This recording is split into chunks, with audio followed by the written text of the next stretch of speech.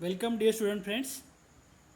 I Professor G.S. Mahalle welcome you all in this video lecture. Dear students, we have started flow measurement, and in flow measurement we have discussed the variable head meters. See, we have discussed the constant area and variable head meters. We have discussed Venturi meter, we have discussed orifice meter, we have discussed flow nozzle, and we have discussed pitot tube. We have completed this portion up to now. We have also discussed one, that is the turbine flow meter, which is not coming exactly in this head. That is a different portion. But for today's lecture we will be discussing constant head and variable area. That is what we are discussing here, constant head and variable area meter, that is rotameter. Rotameter is popularly used in industry, dear students. Why? Because we can physically take the reading. Means what? See, in Venturi meter there is a reading in terms of x. In Venturi meter there is a reading in terms of x, and then we have to convert that x into h, and from h we can calculate q. It is taking certain calculations. In orifice meter also the same phenomenon is taking place. In flow nozzle also the same phenomenon is taking place. Pitot tube मध्ये पण तसंच होते. But in rotameter a scale is engraved on the glass tube, and by just taking the head or taking the reading we can directly comment on the flow rate. How much flow rate? That is 10 liters per hour or whatever will be the value. Okay, that's why it is having the high industrial applications, because it is directly taking the physical reading. Okay, so without wasting time we will start rotameter. Dear students, I will jump toward the rotameter slide directly. Okay, we have discussed everything about flow nozzle and everything, pitot tube. Okay. Now see, as this meter is constant pressure and variable area, त्याच्यामुळे बघा, you see here this is having the variable area. The area is increasing. Okay, first we will discuss what is the content or what is the construction of it. The construction बघा, this is the glass tube. This and this is the same diagram. Okay, we have just taken this view. हा एवढा view आपण घेतलेला आहे, आणि याला हा inlet आणि आउटलेट हे दोन पोर्शन इथं आपण अटॅच केले. It can be a we can say elbow, or it can be a, we can say, housing to which the inlet pipe and outlet pipe is being connected, or it can be a flange. Okay, flange समझ सर्वांना, it can be a flange or it can be a elbow. And dear student, it is a glass tube. This tube is a glass tube, and there is a float, or you can call it as a bob. याला floating म्हणू शकतो आपण, किंवा याला बॉबही म्हणू शकतो. Okay, and it is having, see here, okay, scale is not mentioned here. On this scale actually this bob is attached to a string, okay, and here on this glass tube a scale is engraved, a scale which directly shows the reading. That scale is engraved on this glass tube. Okay, have you understood the construction? Okay, have you understood the construction, dear student friends? Yes or no? See here, this is inlet, this is outlet, this is the transparent glass tube on which the scale is engraved, and this is a float. Okay, now we have to come towards the fluid mechanics, fluid power. कारण काय राहते बघा, हा जो subject आहे measurement system, this subjects involve the knowledge of previous year subjects. जसं flow measurement आपण शिकतो, to know the fluid property we must know the fluid, कारण we are measuring the flow. आपण प्रेशर मेजरमेंट बघितलं आहे. Pressure मेजरमेंटमध्ये आपल्याला without knowing the pressure we can not measure the pressure. तसं आहे बघा इथे.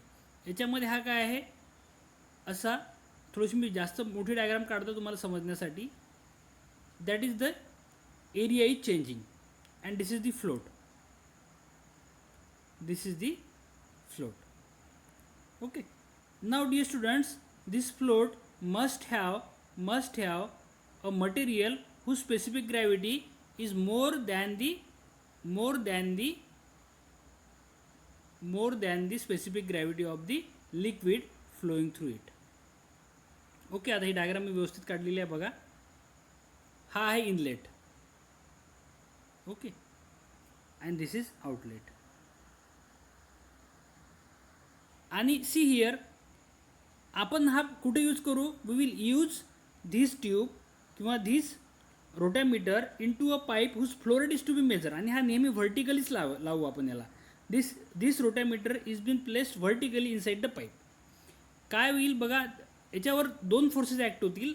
जेव्हा when there is no flow through this रोटॅमीटर, तेव्हा काय म्हणू आपण, हा जो आपला हे असेल बॉब किंवा याला काय म्हटलं आपण, बॉब किंवा फ्लोट. हा फ्लोट कुठं असेल? इथं बॉटमला असेल. ठीक आहे, हा फ्लोट किंवा बॉब कुठं असेल? इथे बॉटमला असेल. Is it clear? हे समजलं आहे तुम्हाला? And there is a string, एका स्ट्रिंगला तो अटॅच असेल. Okay, this is necessary. ठीक, otherwise it may go somewhere else.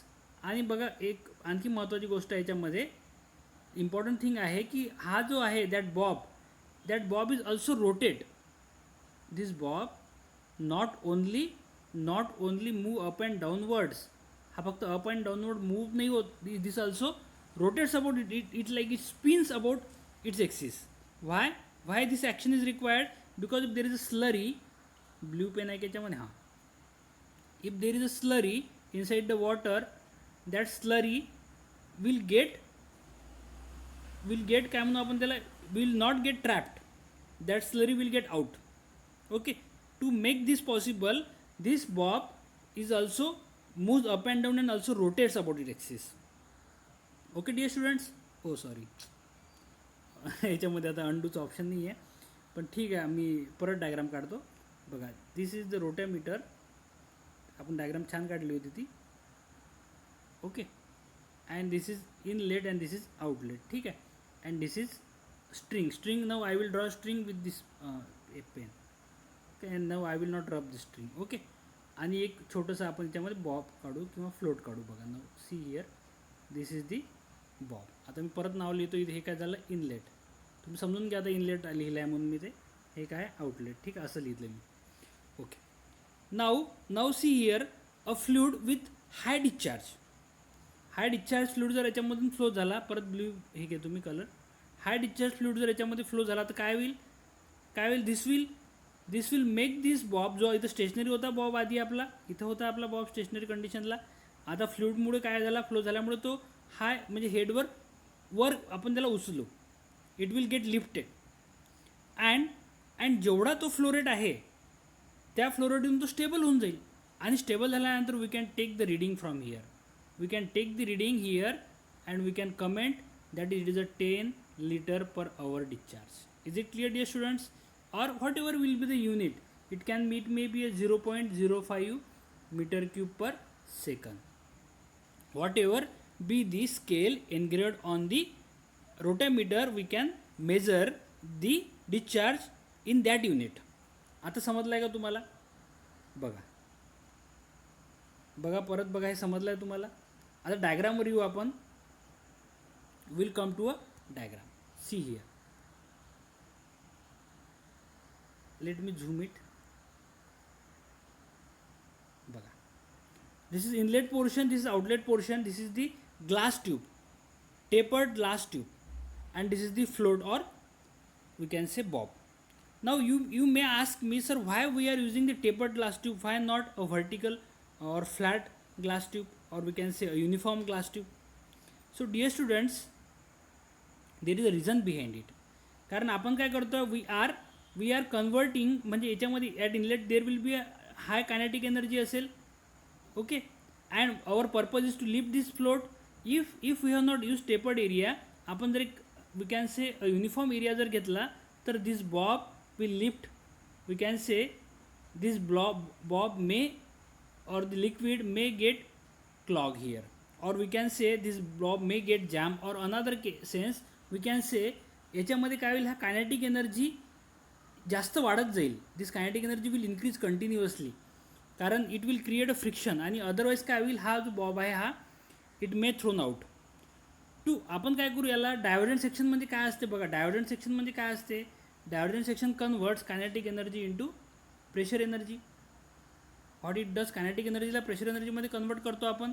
So because of that we can maintain the kinetic energy. That's why we have increases the area. हा area असा आपण increase करतो uniformly, त्यामुळे त्याच्या मागचा तो पर्पज आहे. Otherwise it would have been difficult. Okay, now you understood this. Okay, this is upstream, this is downstream, this is floats with area AF and annular area A2. हे notation बघा. आणि AT is the area of the tube at float level. आणि just by measuring the value we can comment on the flow rate. परंतु आपण तो flow rate काढतो कसा, त्यासाठी आपण नेक्स्ट स्लाइड बघू. हे समजलं आहे का तुम्हाला. Have understood the construction. कन्स्ट्रक्शनमध्ये बघा, in construction what we have used, we have attached a rotameter to a pipe through which the fluid is flowing and whose flow rate is to be measured. And rotameter is a variable area flow meter. There will be a bob, आणि काय होईल याच्यामध्ये, after attaching the rotameter we can attach the rotameter in vertical position only, because there is acting on two forces. One is the gravitational force which is acting vertically downward, and there is a buoyancy force which is acting vertically upward, and by balancing this force we can measure the discharge. Okay, so what is happening here, so by balancing these forces we can comment on the discharge. But how we can comment on the discharge? So for that we have to see this slide. The scale which is engraved on the glass tube have been generated or have been engraved by using this formula. ही scale जी आपण तयार केलेली आहे glass ट्यूबवर, ह्या formula use करून तयार केलेली आहे. मग what is the formula, q is equals to CdA 2G VF rho f minus rho upon AF upon rho to the power 1/2. काय काय याच्यामध्ये सिम्बॉल्स आपण यूज केले आहे. त्याच्या म्हणजे काय, क्यू म्हणजे काय असते, volume flow rate. A is the annular area between float and tube. Okay, float and ट्यूबमधला ॲन्युलर एरिया. रो एफ म्हणजे काय, density of the float material. AF म्हणजे काय, cross sectional area of the float. CD म्हणजे काय असेल, CD will be the coefficient of discharge. VF will be the volume of float and rho is the density of the fluid flowing. बघा, this point is required for a engineer only. बघा, as we are teaching for the engineering students, only these students can understand. Otherwise what will happen, if a general student will see this, he will not understand this clearly. याच्यामध्ये काय बघा, हा formula use करून आपण काय करतो आहे, आपण एक स्केल तयार करतो आहे. मग स्केलमधले हे काय सर्व पॅरामीटर्स आहे, आणि हे पॅरामीटर्स कसे आपल्याला नोन पॅरामीटर्स आहे. हे समजतं आहे तुम्हाला. This parameters are known for this scale. See here, आपण जे मेजरिंग स्केल असते आपली, एक स्केल आपण ज्याच्यामध्ये मेजर करतो सेंटीमीटर वगैरे, आपल्याला माहीत राहते ना 1 सेंटीमीटर म्हणजे किती राहते. आय थिंक व्हिडिओ पॉज झाला आहे बहुतेक, आहे ना.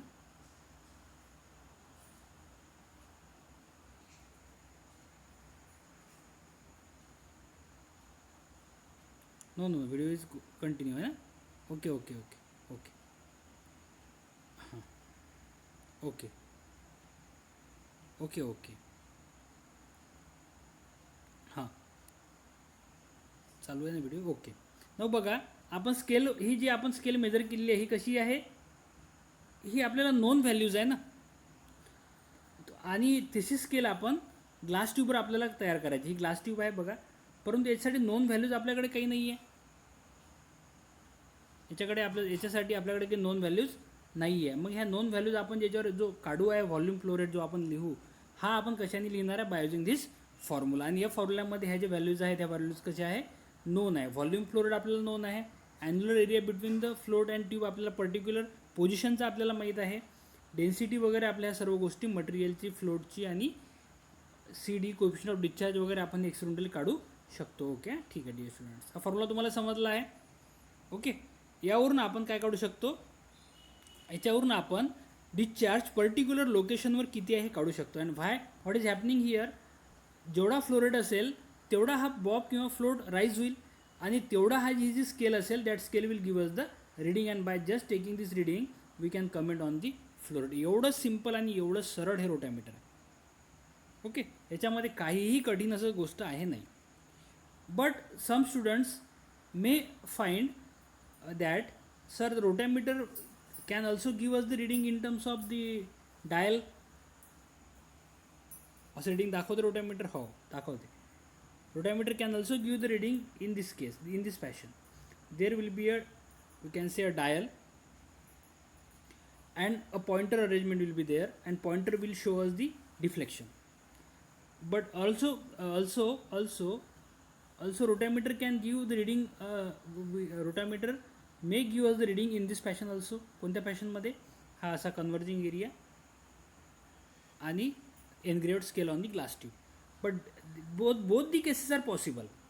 For this case what we have to do, ही जी केस आहे सेकंड केस पॉइंटर वाली, for pointer case what we have to do, we have to see here, we have to attach, just a minute, we have to attach a pointer here and we have to engrave a scale here, again in proportion म्हणजे again with the certain calibration, आणि formula तर आपल्याकडे आहेच, with the by taking the values in the from the formula and by doing the calibration we can make a pointer arrangement here.